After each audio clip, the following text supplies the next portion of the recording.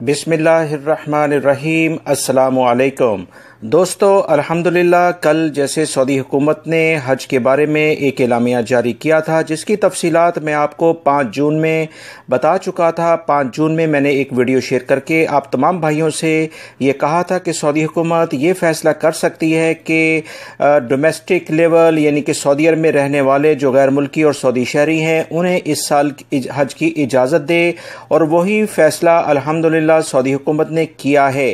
कम से कम इतना ज़रूर है कि हरम मक्की मैदान अरफात में कुछ ना कुछ हलचल नज़र आएगी। अब इसमें तादाद कम है, ये ज़्यादा है, ये अलग मसला है, और कौन आ सकता है कौन नहीं आ सकता ये भी एक अलग बहस है। लिहाजा हम अल्लाह का शुक्र अदा करते हैं कि हज पर जो भी अरकान हज हैं वो इस साल बंद नहीं होंगे बल्कि अदा करेंगे। ये भी अल्लाह की एक बड़ी नेमत है। मज़ीद मैं आपको बताता हूँ कि वज़ीर हज ने एक अहम एलामिया जारी करके बताया है कि सऊदी अरब में रहने वाले 10,000 के करीब अफराद इस साल हज की सादत हासिल करेंगे। 10,000 अफराद में सऊदी शहरी और गैर मुल्की दोनों ही शामिल हैं। अब इन्हें किस तरह से कैटेगराइज किया जाएगा, इसकी एप्लीकेशंस कहाँ जमा होंगी और इस बारे में तसरीह लेने की ज़रूरत है या कि नहीं, इसकी तफसीलात अभी नहीं आई हैं।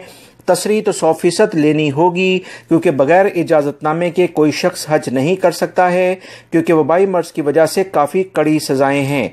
15 साल और इससे 65 साल से कम और 15 साल से बड़ी उम्र के अफराद ही हज की सादत हासिल कर सकेंगे। सऊदी वज़ीर हज ने मज़ीद बताते हुए कहा है कि तमाम अफराद जो कि सऊदी अरब में मौजूद हैं वो हज के लिए अप्लाई ज़रूर कर सकते हैं।